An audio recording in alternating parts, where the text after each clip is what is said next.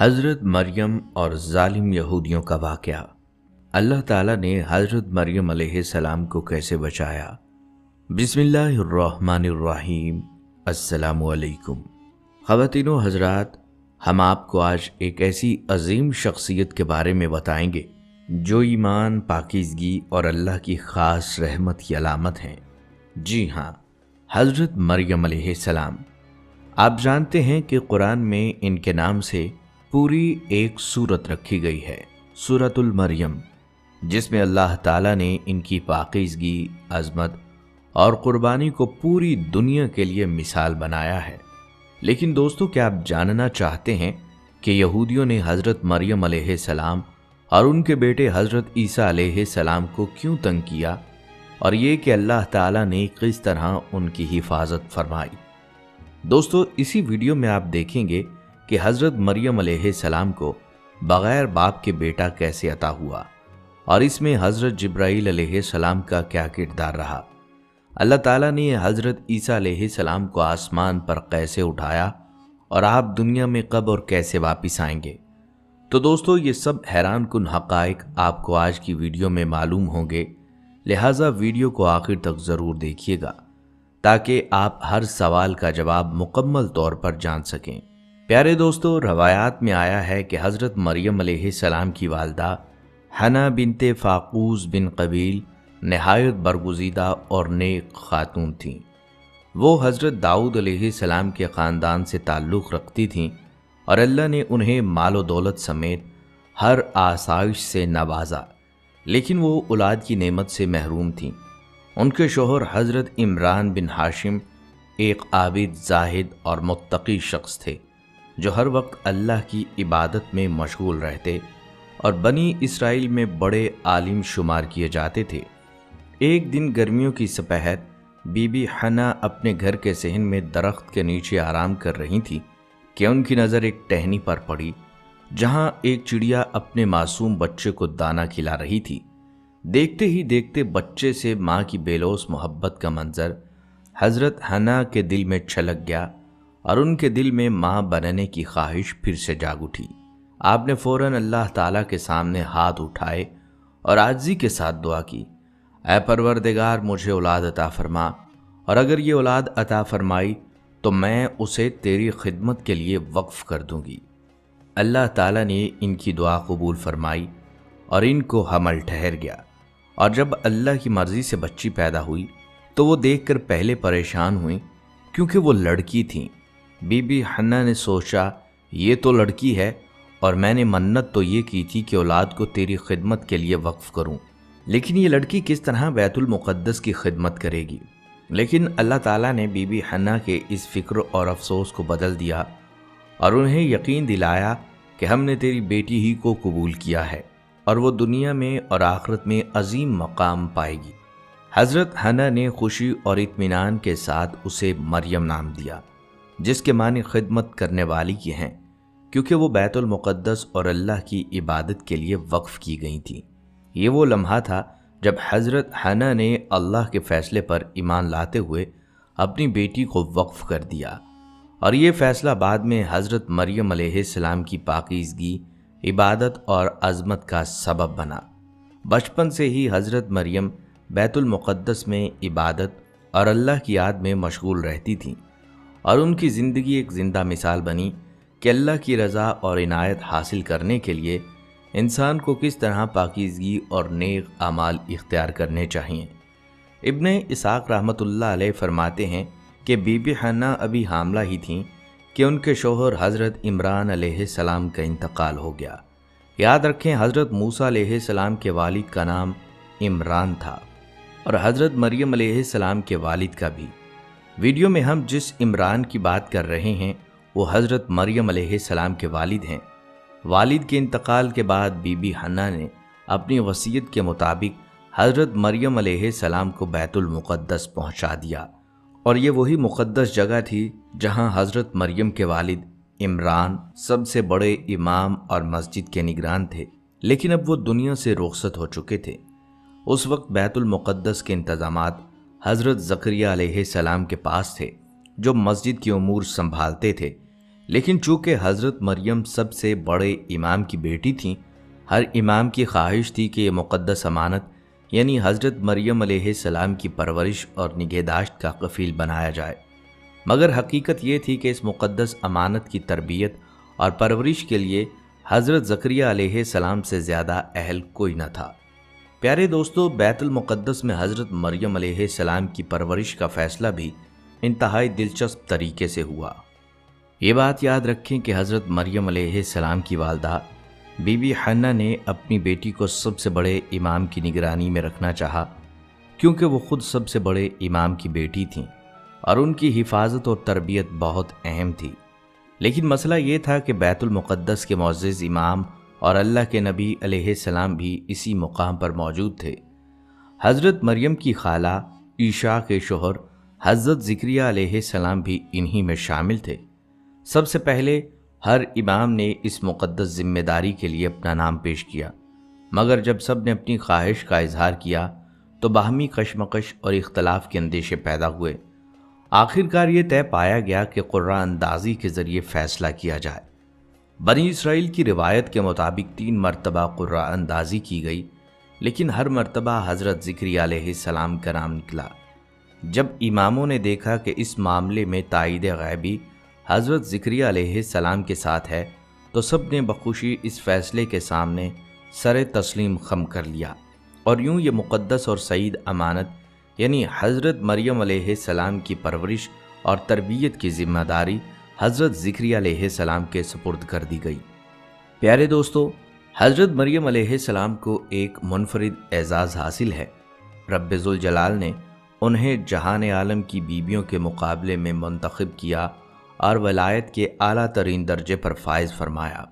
یہی وجہ ہے کہ قرآن کریم کی 19ویں سورت آپ کے نام سے منسوب ہے، جس میں نہ صرف حضرت مریم علیہ السلام کی ذات بلکہ حضرت عیسیٰ علیہ السلام کا قصہ بھی تفصیل سے بیان کیا گیا ہے۔ اس کے علاوہ قرآن مجید کی تیسری سورت سورہ آل عمران حضرت مریم علیہ السلام کے والد ماجد کے نام پر ہے، جس میں حضرت مریم علیہ السلام کی پیدائش اور ان کی پاکیزگی کا واقعہ بیان کیا گیا ہے۔ مزید دلچسپ بات یہ ہے کہ قرآن کریم میں لفظ مریم 4 سورتوں میں 11 بار ذکر ہوا ہے، جو ان کی عظمت اور اللہ کے نزدیک ان کے مقام کی واضح نشانی ہے۔ یہ سب ہمیں بتاتا ہے کہ حضرت مریم علیہ السلام نہ صرف اپنے زمانے کی بلکہ ہر دور کی مومنین کے لیے ایک نمونہ کامل اور پاکیزگی کی علامت ہیں۔ پیارے دوستو، حضرت مریم علیہ السلام کا مقام صرف بنی اسرائیل یا اپنے زمانے تک محدود نہیں رہا، بلکہ نبیوں کے سردار حضرت محمد مصطفیٰ صلی اللہ علیہ وسلم نے خود ان کی عظمت کا اعلان فرمایا۔ رسول اللہ صلی اللہ علیہ وسلم نے فرمایا کہ حضرت مریم علیہ السلام اپنے زمانے کی سب سے بہترین خاتون ہیں، اور ایک روایت میں آپ صلی اللہ علیہ وسلم نے فرمایا کہ دنیا کی 4 بہترین خواتین میں سے ایک حضرت مریم علیہ السلام ہیں۔ پیارے دوستو، حضرت مریم علیہ السلام کی پرورش کا یہ مرحلہ نہایت ہی دلچسپ اور معجزاتی ہے۔ حضرت زکریا علیہ السلام نے معصوم مریم علیہ السلام کو گود میں لیا اور ہیکل سے متصل اپنے گھر میں داخل ہوئے۔ وہاں انہوں نے بچی کو اپنی اہلیہ عیسیٰ کو گود میں دے دیا۔ خالہ نے نہایت ناز و نام کے ساتھ حضرت مریم علیہ السلام کی پرورش کی۔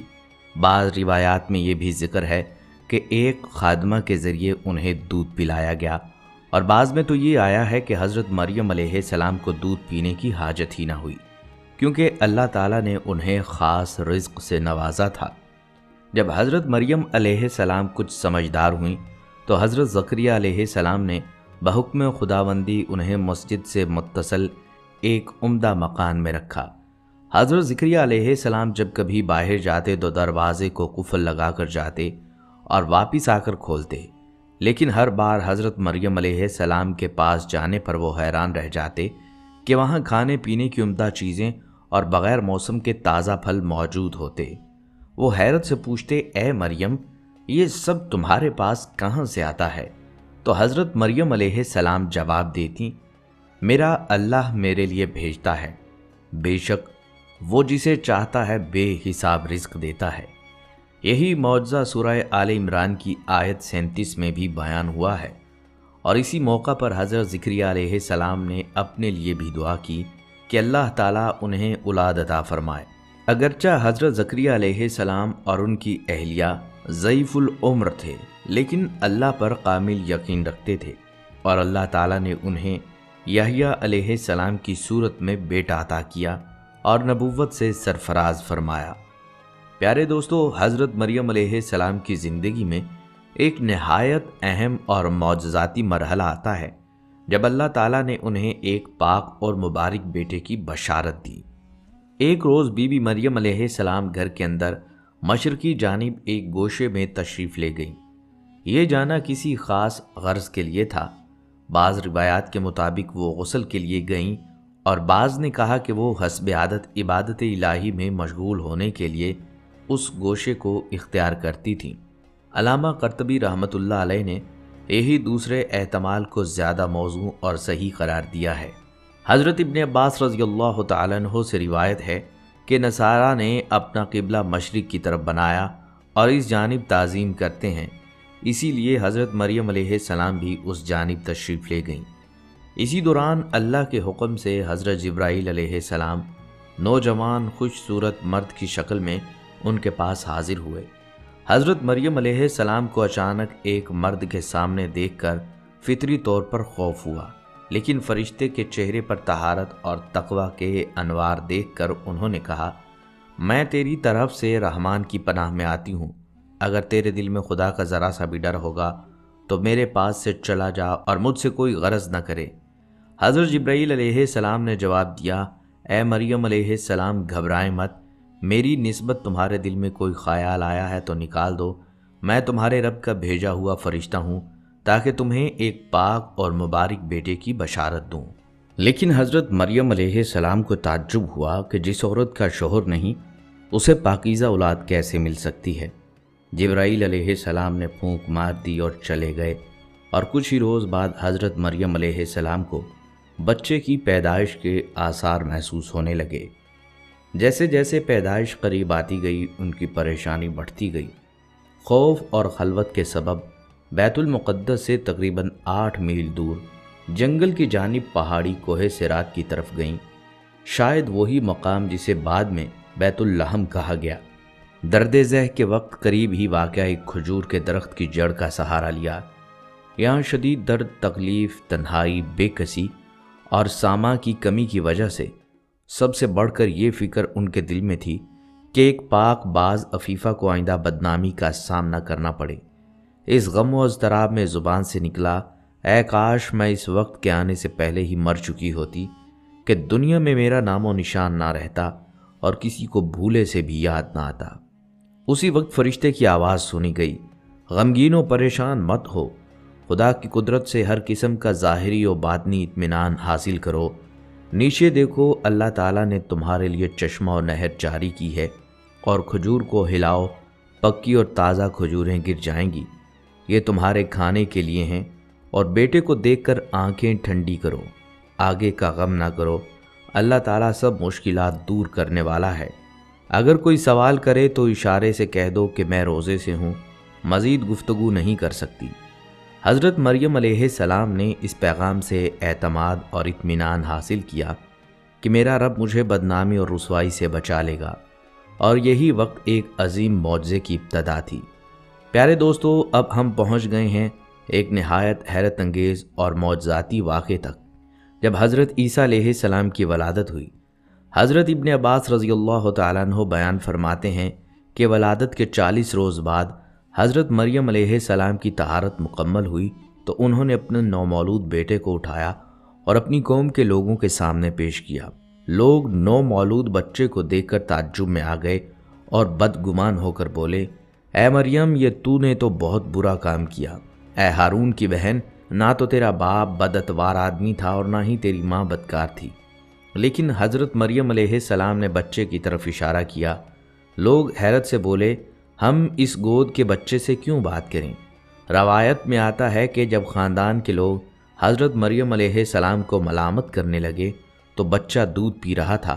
وہ دودھ چھوڑ کر والدہ کی جانب دیکھنے کے بعد خاندان کے لوگوں کی طرف متوجہ ہوا اور انگشت شہادت سے اشارہ کرتے ہوئے فرمایا، میں اللہ کا بندہ ہوں، اس نے مجھے کتاب دی ہے اور نبی بنایا ہے، جہاں ہوں مجھے صاحب برکت بنایا ہے، جب تک زندہ ہوں مجھے نماز اور زکوٰۃ کا پابند بنایا ہے، اور مجھے اپنی والدہ کے ساتھ نیک سلوک کرنے والا بنایا ہے، مجھے سرکش اور بدبخت نہیں بنایا، اور جس دن پیدا ہوا، جس دن مروں گا اور جس دن زندہ کر کے اٹھایا جاؤں گا، مجھ پر اللہ کی سلامتی ہے۔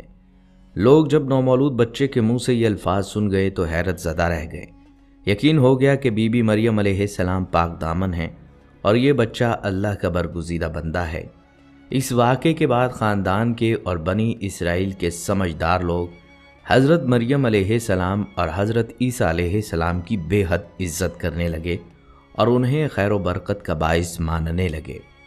ناظرین، سرزمین مشرق کے ستارہ شناسوں کو حضرت عیسیٰ علیہ السلام کی ولادت کی خبر پہنچی تو وہ بیت المقدس تشریف لائے اور آپ کے لیے تحفے لے کر آئے۔ انہی دنوں یہ خبر یہودیوں کے بادشاہ تک پہنچی۔ بادشاہ کو ڈر تھا کہیں حضرت عیسیٰ علیہ السلام کی ولادت سے اس کی سلطنت میں خلل واقع نہ ہو جائے، اس لیے اس نے فیصلہ کیا کہ آپ کو قتل کر دیا جائے۔ لیکن حضرت مریم علیہ السلام نے جیسے ہی خطرہ محسوس کیا، فوراً حضرت عیسیٰ علیہ السلام کو لے کر مصر کی طرف ہجرت کر لی اور وہاں آپ کی پرورش کی۔ حضرت عیسیٰ علیہ السلام 30 سال کی عمر تک وہاں رہے اور اللہ نے ان پر انجیل نازل فرمائی۔ بعد میں آپ بیت المقدس تشریف لائے اور یہودیوں کو دین حق کی طرف بلایا۔ 3 سال تک آپ واعظ و نصیحت فرماتے اور انجیل کے احکام بیان کرتے، کیونکہ آپ ایک اولو العزم پیغمبر تھے۔ اللہ تعالیٰ نے آپ پر بڑے بڑے معجزات ظاہر کیے، جن میں شامل ہے مردوں کو زندہ کرنا، نابینا کو بینا کرنا، کوڑھیوں کو شفا دینا۔ ناظرین، ان معجزات کو دیکھ کر کچھ یہودی ایمان لے آئے، لیکن اکثر آپ کے دشمن بن گئے اور آپ کو قتل کرنے کی سازشیں کرنے لگے۔ جن لوگوں نے ایمان لایا ان میں سے حضرت عیسیٰ علیہ السلام نے 12 حواریوں کا انتخاب کیا۔ یہ 12 اشخاص ہر وقت آپ کے ساتھ رہتے اور انجیل کی تعلیم حاصل کرتے اور آپ انہیں تبلیغ کے فرائض سکھاتے۔ دوسری جانب یہود کے دنیا پرست علماء نے سوچا، اگر یہ آسمانی پیغمبر حق کے ستارے کے آگے آئے ہیں تو ان کی جھوٹ ماند پڑ جائے گی، ان کی بالادستی ختم ہو جائے گی اور صدقہ و نظر کے مال بھی نہیں ملیں گے۔ لہٰذا انہوں نے فیصلہ کیا اس پیغمبر کو ہٹایا جائے اور وہ اپنی دنیاوی راحتیں بحال رکھیں۔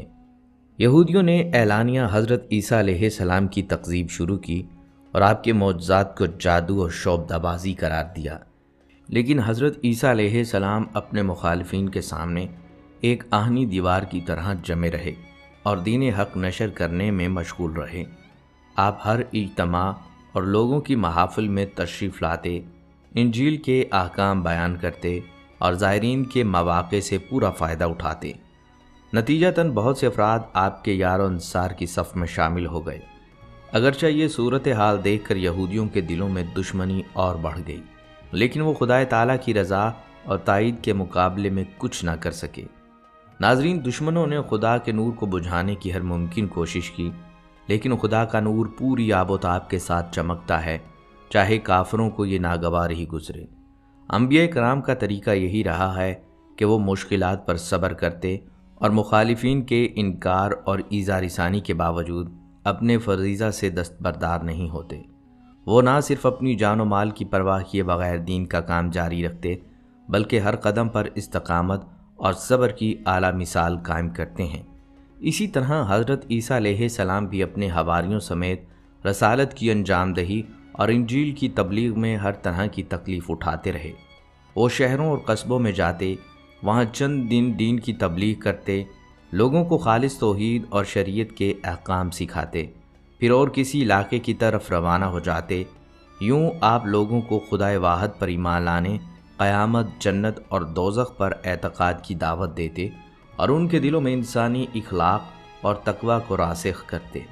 آپ اپنے واعظ و نصیحت کے ذریعے معاشرے سے گناہوں اور بدعمالی کے میل کو دور کرتے، اخلاقیات کو مضبوط کرتے اور لوگوں کو نیکی کی طرف راغب کرتے۔ ہر جگہ آپ کی تعلیمات میں واضح تھا کہ انسان کی بقا اور دنیا و آخرت کی کامیابی صرف اللہ کی عبادت اور تقوی پر ہے۔ اگرچہ حضرت عیسیٰ علیہ السلام نے یہودیوں کو حق کی دعوت دینے میں کوئی کسر باقی نہ چھوڑی، انہیں راہ راست اختیار کرنے اور بری عادات چھوڑ دینے کی ہدایت میں انتہائی محنت اور مشقت سے کام کیا۔ لیکن بعض لوگوں کی ضد اور دشمنی کے باعث آپ کی دن رات کی کوشش کا اثر ان پر نہ ہوا۔ یہودی علماء اور دنیا پرست سردار جو اپنی سرداری اور اقتدار کی فکر میں مبتلا تھے، چاہتے تھے کہ حضرت عیسیٰ علیہ السلام کی دعوت ان کے اقتدار اور ریاست کے لیے خطرہ نہ بنے۔ ان کے لیے حضرت عیسیٰ علیہ السلام کی تبلیغ ان کی قیادت، مقام اور اختیار پر سوال کھڑا کر رہی تھی۔ وہ محسوس کر رہے تھے کہ اگر لوگ حضرت عیسیٰ علیہ السلام کی تعلیمات اور معجزات پر ایمان لے آئیں تو ان کا متکبرانہ اور دنیاوی تسلط ختم ہو جائے گا۔ اس لیے انہوں نے اپنی ضد اور سرکشی برقرار رکھی، حضرت عیسیٰ علیہ السلام کی دعوت کو چیلنج کیا اور ان کے خلاف سازش کرنے لگے۔ یہودی سردار چاہتے تھے کہ حضرت عیسیٰ علیہ السلام کے اثر و رسوخ کو ختم کیا جائے تاکہ ان کی دنیاوی خواہش اور لالچ برقرار رہیں اور لوگ ان کے تسلط میں رہیں۔ چنانچہ یہودی خدا کے پیغمبر اور پاکیزگی کے پیکر حضرت عیسیٰ علیہ السلام کی مخالفت سے باز نہ آئے۔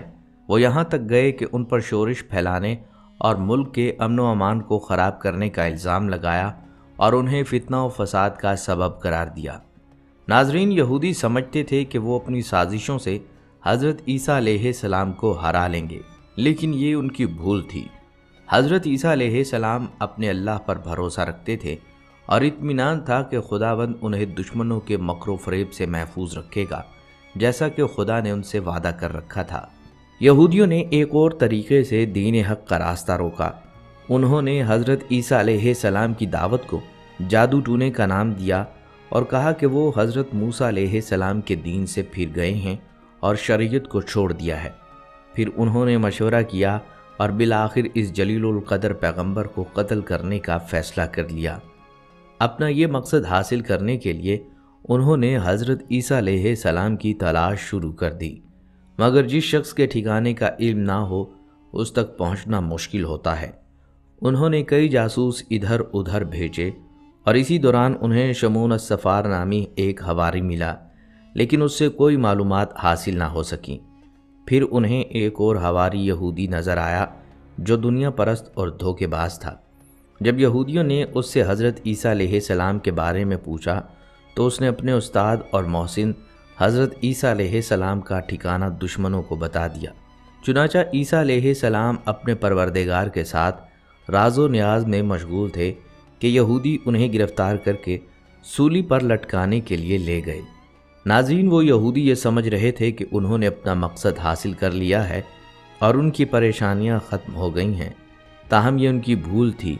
خدا کی قدرت انسان کی تدبیر سے کہیں بڑھ کر ہے، کیونکہ جب وہ کسی کام کا ارادہ کرتا ہے تو اس کے ساتھ ہی وہ کام انجام پاتا ہے اور اس میں کوئی رکاوٹ پیش نہیں آیا کرتی۔ پھر حضرت عیسیٰ علیہ السلام تو خدا کی ایک بہت بڑی نشانی تھے اور ان کی ولادت غیر معمولی طور پر ہوئی تھی، لہٰذا یہ لازم تھا کہ ان کی زندگی عام لوگوں سے مختلف ہوتی۔ لہٰذا اس خطرناک موقع پر جب کہ دشمنوں نے انہیں گھیر رکھا تھا اور ان کا خون بہانے کے در پہ تھے، رب العالمین کا دست قدرت ان کو رہائی دلانے کے لیے آگے بڑھا اور انہیں سولی چڑھنے سے پہلے ہی آسمان کی طرف اٹھا لیا، جہاں وہ زندہ و سلامت موجود ہیں۔ ناظرین، جب حضرت امام مہدی علیہ السلام دنیا کو عدل و انصاف سے بھرنے کے لیے ظہور فرمائیں گے تو حضرت عیسیٰ علیہ السلام بھی آسمان سے اتریں گے اور ان کی اقتدا میں نماز ادا کریں گے۔ جس وقت پر حضرت عیسیٰ علیہ السلام کو آسمان پر اٹھایا گیا اس وقت ان کی عمر 45 سال تھی۔ اس واقعے کا دوسرا پہلو یہ ہے کہ ایک انتقام لینے والا ہاتھ جو ہے، اس لیے ضروری ہے کہ جلد یا بدیر مجرموں کو ان کے کیے کی سزا ملے گی۔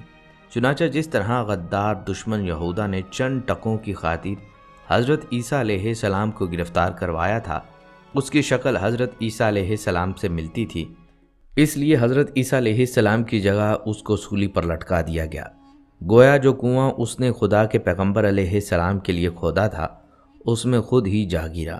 حضرت عیسیٰ علیہ السلام نے اپنی ظاہری زندگی کے آخری ایام میں جب شمعون کو اپنا وسیع اور جانشین بنایا تھا، حضرت یحییٰ علیہ السلام نے آپ علیہ السلام کی تصدیق کی اور آپ علیہ السلام کی شریعت کے مبلغ بنے۔ حضرت عیسیٰ علیہ السلام کی شریعت पैगंबर इस्लाम हज़रत मोहम्मद सल्लल्लाहु अलैहि वसल्लम की बेइज्जत तक जारी रही। आज भी दुनिया में हज़रत मसीह अलैहिस्सलाम की शरीयत के पैरोकारों की तादाद सबसे ज़्यादा है। आपके पैरोकारों को मसीही या ईसाई कहा जाता है, लेकिन हज़रत ईसा अलैहिस्सलाम के बाद आखिरी नबी की शरीयत पर ईमान लाना ज़रूरी है, क्योंकि हज़रत ईसा अलैहिस्सलाम की शरीयत मनसूख हो चुकी है। यहाँ ये बात भी वाज़ेह कर दूँ कि अल्लाह रब्बुल इज़्ज़त कुरान करीम में इरशाद फरमाते हैं कि इस्लाम में पूरे के पूरे दाखिल हो जाओ। हमें चाहिए कि हम मुकम्मल तौर पर इस्लाम की पैरवी करें और जिस चीज़ से इस्लाम ने रोका है उससे मुकम्मल तौर पर इज्तनाब करें। प्यारे दोस्तों, आज हमने हज़रत मरियम अलैहिस्सलाम की ज़िंदगी के अनोखे पहलुओं को जाना, उनके पाकीज़ा किरदार, अल्लाह की ख़ास रहमत और ईमान व कुर्बानी की मिसाल को देखा। साथ ही हज़रत ईसा अलैहिस्सलाम की वलादत, मौजज़ात, अल्लाह की हिफाजत को भी करीब से महसूस किया। ये वीडियो हमें सिर्फ तारीख़ की मालूमात नहीं देती, बल्कि एक बहुत बड़ा सबक सिखाती है। अल्लाह की रज़ा, ईमान और सब्र के साथ ज़िंदगी गुजारना हर मुश्किल और इम्तहान में रोशनी और सुकून का ज़रिया बन सकता है। चाहे हालात कितने ही सख्त क्यों ना हों, अल्लाह की हिफाजत और इनायत हर मोमिन के साथ है और नेकी और पाकीज़गी की राह पर चलने वाला हमेशा इज़्ज़त और बरकत का हकदार है। याद रखें, हज़रत मरियम अलैहिस्सलाम की तहारत और ईमान और हज़रत ईसा अलैहिस्सलाम की नबुव्वत व मौजज़ात हमें ये सबक देते हैं कि अल्लाह पर यकीन और उसकी राह में मुस्तकिल मिजाजी इंसान को दुनिया और आखिरत में कामयाबी दिला सकती है। तो दोस्तों, अपने दिलों में ईमान, सब्र और नेकी को हमेशा ज़िंदा रखें और हज़रत मरियम और हज़रत ईसा अलैहिस्सलाम की तरह अपनी ज़िंदगी में अल्लाह की रज़ा को अव्वलीन तरजीह दें। हमारी दुआ है कि अल्लाह रब्बुल इज़्ज़त हमें कामिल इस्लाम को इख्तियार करने और इस पर अमल पैरा होने की तौफीक नसीब फरमाए। आमीन।